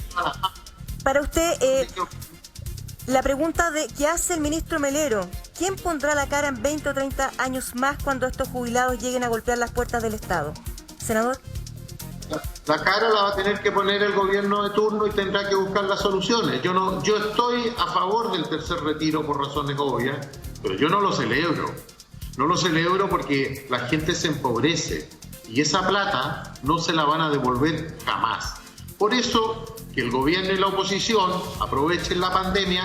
Tenemos que buscar, ceder, transar y buscar una alternativa previsional. Pero en lo puntual, el tercer retiro viene a ayudar a la clase media, porque es el retiro de la clase media, porque los otros sectores van a tener acceso, quizás sea insuficiente, pero van a tener acceso a los otros beneficios que el gobierno va a entregar en el mes de abril. Está muy ardiente la situación en este minuto, porque en este instante el ministro París está preparando una transmisión para poder hablar acerca de este tema y nosotros nos vamos a conectar cuando esto ocurra con esa señal. Claro, llevábamos varios días la semana pasada con más de 8.000, esto está viendo la imagen en directo, en vivo desde La Moneda, en cualquier minuto vamos a ir con eso y seguimos atentos en esta información, por eso estamos compartiéndola así con ustedes. Los especialistas han dicho la posibilidad de llegar a los 9.000 casos, a 10.000 casos. Bueno, hoy una cifra récord pésima, más de 9.000 casos. Nos acercamos a esas terribles proyecciones que nos entregaron los especialistas y que nos preocuparon. Esto contrasta, usted lo acaba de ver en nuestro móvil, en el centro de la capital. Está lleno. Mucha movilidad. Solamente se ha reducido, han dicho los especialistas, en un 20%, y ahí... Mira, esto es Paseo Humada, en vivo y en directo para usted. Cuarentena. Es multifactorial. Hemos hablado de la cantidad de personas que son informales, que tienen que salir sí o sí a trabajar. Hemos hablado de personas que también, porque son trabajadores esenciales, y lo digo así porque eso se iba a revisar. Realmente todos los trabajadores que están en la calle son trabajadores esenciales. 2 puntos que ponemos sobre la mesa. ¿Y qué pasa con las medidas? Porque supuestamente las restricciones al comercio iban a durar hasta el próximo jueves. ¿Eso se mantendrá? ¿No? Hay mucho que conversar. Amaro también tiene un punto acerca de este tema. Muchísimas gracias, Sergio, por ese pase. Lo cierto es que llevamos además otros 2 días consecutivos con 8.000 casos. Ahora esta cifra absolutamente récord, cuyas consecuencias vamos a observar en 2 semanas en la UCI, cuando ya nos estamos viendo completamente colapsados. Recordar que tenemos 90 camas UCI disponibles aquí en la región metropolitana y otras 90 en regiones a nivel país. Si ya estamos en un escenario crítico, atengámonos a las consecuencias de lo que estamos por ver en los próximos días. Y sumar, mira, perdón, esta imagen en vivo es el Paseo Humada. Y ¿sabes lo preocupante? Pienso en nuestro vecindario. Argentina está viviendo una situación absolutamente crítica. Ayer iniciaron un toque de queda. Brasil, ¿para qué vamos a hablar? Perú, con una cifra de casos enorme, está enfrentando un proceso eleccionario este fin de semana. El escenario es muy complejo, no solo para nuestro país, sino para todo nuestro continente. Una situación que, por supuesto, va a requerir una administración conjunta. Esta cosa de que cada país se vaya organizando solo ya ha dado las muestras de que no está funcionando. Seguimos esperando la transmisión desde el MinSal, porque a pesar de no ser un día habitual cuando se reúne con la prensa y dan un informe, hoy a propósito de estas cifras sin duda vamos a tener comentarios al respecto. Y seguramente en los próximos días se va a restringir aún más la cuarentena. Va a ser mucho más complicada para muchísimos chilenos. La cuarentena no es igual para todos, eso está claro y lo volvemos a decir. Va a ser mucho más compleja, pero insisto, la movilidad, claro, cuando te dicen no, solamente se redució en un 20%, es cosa de mirar finalmente esa imagen en vivo. Yo sé que Vale está por ahí. ¿Quién me dijo Tonka? Amaro. Amaro, por favor, Amaro, dale. Sí, lo que pasa es que además también lo que resulta particularmente indignante y una crítica fuerte a nuestra clase política cuando ya llevamos tanto tiempo en el marco de esta pandemia es la parsimonia, la tranquilidad con la que hablan acerca de las ayudas económicas. Sí, pues. Está todo el país prácticamente guardado, salvo 46 comunas, y lo que ocurre, ¿verdad?, es que no hay ayudas económicas y no parece haber el apremio para entregarlas. La gente nos está guardando y las consecuencias las estamos observando en pantalla con estas cifras que son francamente desorbitadas. Vamos con Vale, que está en la calle. Sí, Amaro, porque nos encontramos con Dorita y la señora Beatriz, que quedaron sorprendidas cuando le dije que 9.000 casos, ¿cierto? ¿Qué le parece? Usted me decía que estaban con doble mascarilla, que están muy preocupadas. Sí, no, muy preocupadas, estamos asustadas, yo estoy asustada. O sea, prefiero no salir, pero ahora salí porque tenía que hacer cosas. Pero ¿qué están haciendo aquí?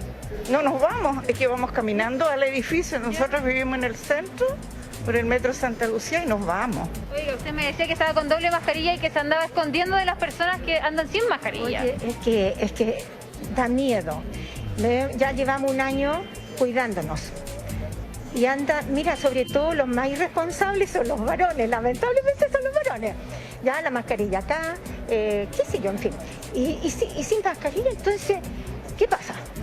Tú vas, mira, y le haces el quite para allá, para acá, ¿cierto? Y andamos arrancando de los que no usan mascarilla. Mira. Entonces, no tenemos que proteger. Protegiéndome yo, protejo al otro también. Mire qué sabia la señora. Cuídense. Oye, gracias por todo. Usted que les vaya. Cuídense mucho. Ustedes también, que andan donde las papas queman.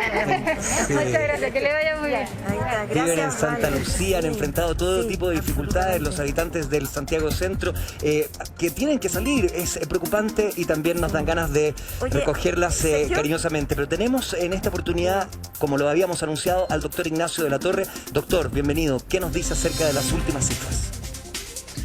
Mira, son cifras que preocupan, sobre todo porque no habíamos estado en este escenario de más de 9.000 casos.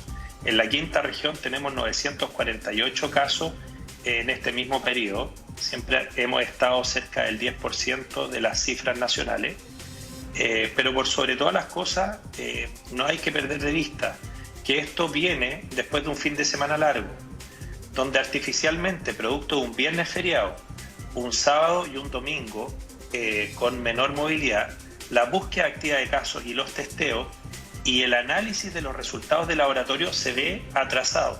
Y eso hizo que el lunes, martes, miércoles tuviéramos menos casos. Claro. Y que ya ayer jueves volvemos a tener una cifra que se parecía a lo que las proyecciones sugerían que debíamos tener esta semana.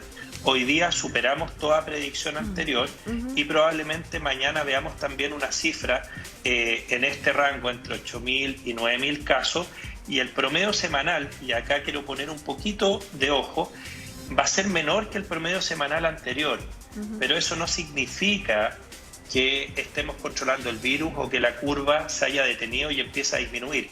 Es solamente el efecto que ya lo vimos para el 18 de septiembre.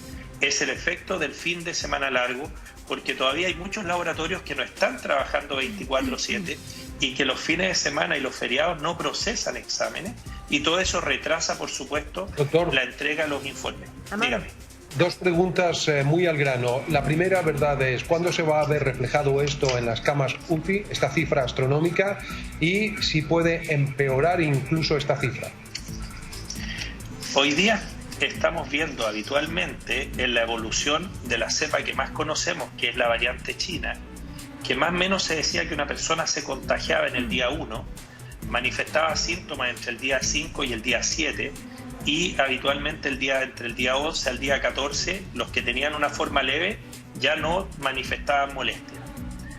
Lo que estamos viendo es que hoy en día, entre el día 7 y el día 9, las personas empiezan a presentar dificultad respiratoria, empiezan a presentar más fiebre, empiezan a presentar más dolor muscular, más compromiso en su estado general, y están consultando atención médica entre el día 10 y el día 14, y muchos de ellos se les diagnostica mediante un escáner y exámenes de laboratorio una neumonía COVID, que luego, cerquita del día 18, día 19, es cuando están siendo hospitalizados, por ejemplo, porque partieron con tratamiento en su domicilio, pero fueron empeorando en vez de mejorar y terminan hospitalizando tal vez al día 14, al día 16, y más o menos entre el día 16 y el 21 es cuando algunos de ellos caen en fallas respiratorias y requieren atención de UCI.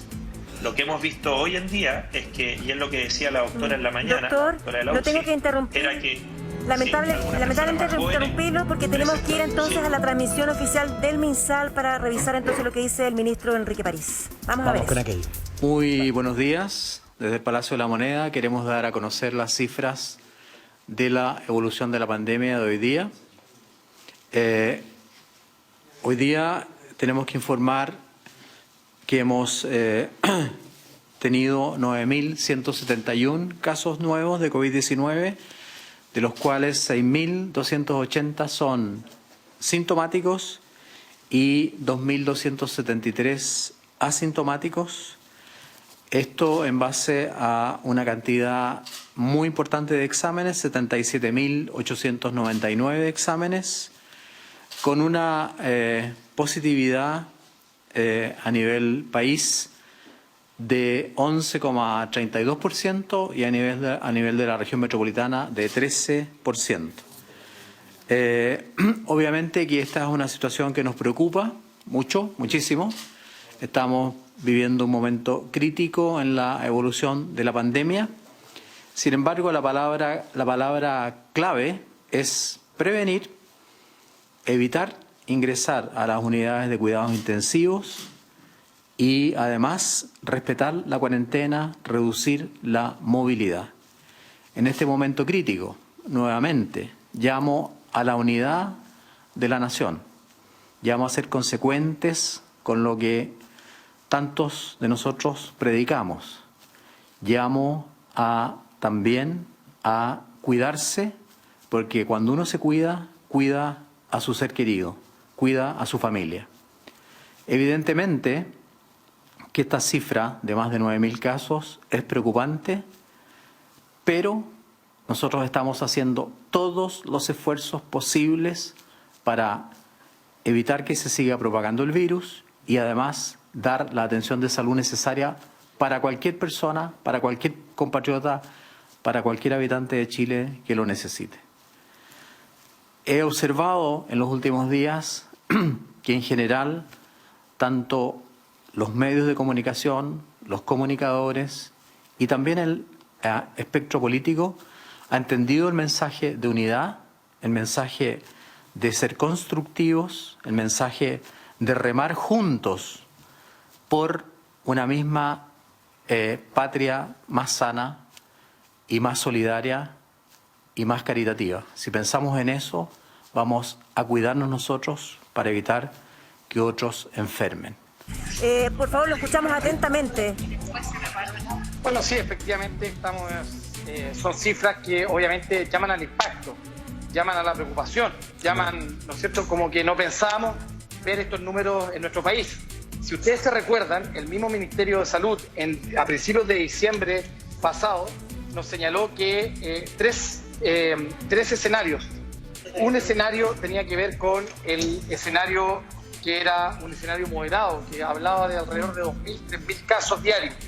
Había un segundo escenario que era un escenario con 6.000 casos diarios y había un escenario catastrófico con 9.000 casos diarios. No sé si se recuerdan eso. Sí, claro. Bueno, lamentablemente hoy en día nos encontramos en ese escenario catastrófico.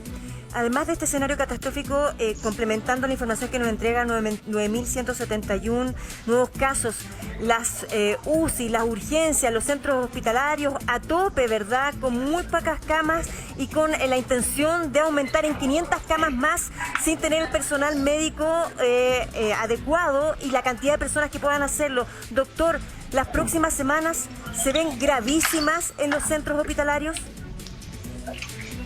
Sí, bueno, la verdad es que lo que hay que señalar es que de estos 9.000 casos, nosotros si nos vamos específicamente a los sintomáticos, que son los 6.000 y tanto que había señalado Sergio recién, nosotros sabemos que entre el 13 al 15% de esos casos van a requerir hospitalización entre el 7 a 14º día siguiente. y de ellos un 3-5% va a requerir hospitalización en una cama crítica. Hoy en día, y hay que ser sumamente claro en esto, tenemos una ocupación del 100% de las UCI. 100%. Las UCI están llenas. Lo que tenemos son camas con ventiladores fuera de una unidad de paciente crítico. Estamos hablando en una urgencia, estamos hablando en una pieza de recuperación de anestesia, estamos hablando en un pabellón, pero las camas críticas dentro de una unidad de paciente crítico están todas llenas. ¿Y cómo se enfrenta a esta situación, doctor? Porque la estadística nos habla de que va a ser urgente poder responder. Parece que hemos perdido... ya regresó. ¿Cómo se enfrenta a esta situación si las estadísticas nos dicen que va a haber mayor presión para los centros asistenciales? Sí. Perdón, que me están... Ha quedado claro que efectivamente las camas nuevas que se abran, y estas 500 camas que está señalando la autoridad, es una medida de rescate. Es una medida de rescate que obviamente es mucho mejor tener una persona que requiere un ventilador en estas camas convertidas que no tenerla en ninguna parte, digamos, ¿ya?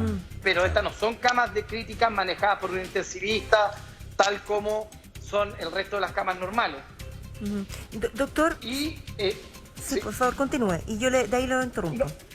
No, y lo que iba a señalar es que efectivamente estas son medidas de rescate en ese sentido, y es por eso, tal como lo ha señalado el expresidente de la Sociedad Chilena de Medicina Intensiva, el doctor Regueira, tal como lo ha señalado el actual presidente, doctor Acuña, la batalla, y esto tenemos que entenderlo, no se gana en los hospitales, no se gana con más camas críticas, sino necesitamos bajar la cantidad de contagios.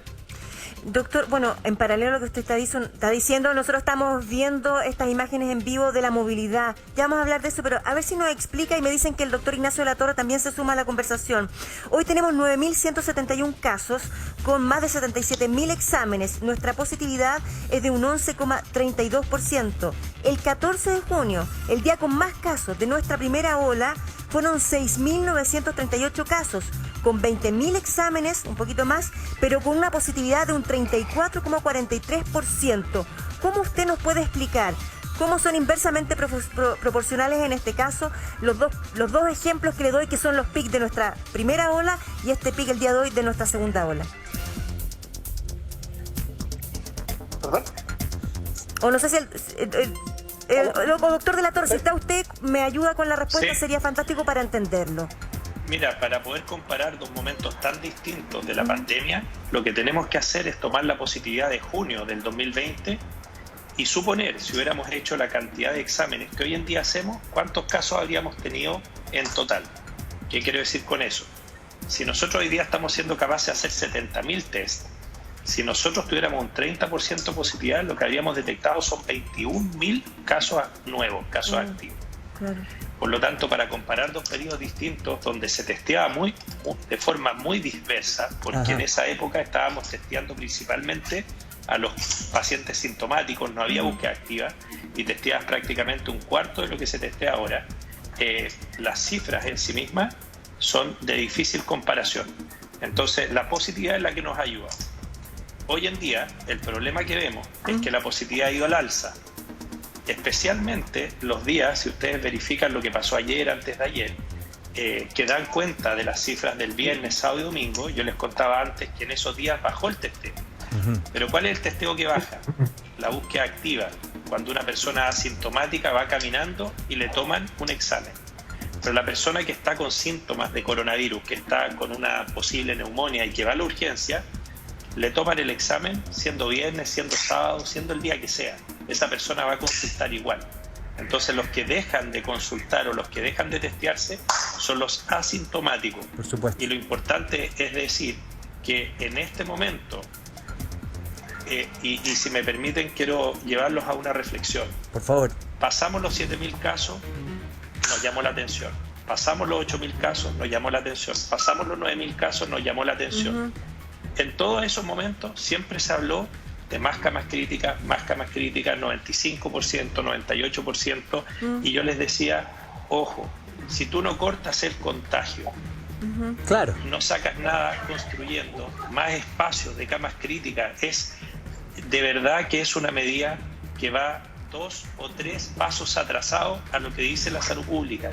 La base conceptual de la salud pública es prevenir la enfermedad. El primer paso, que no se presente la enfermedad, y eso es prevenir el contagio. El segundo paso, evitar que la enfermedad se manifieste de forma severa, y ahí está la vacuna. Pero el primer paso, el más importante de todos, prevenir el contagio. Y es fundamental hacerlo cortando hoy en día aquello que se mantiene, y ustedes los tienen en la imagen.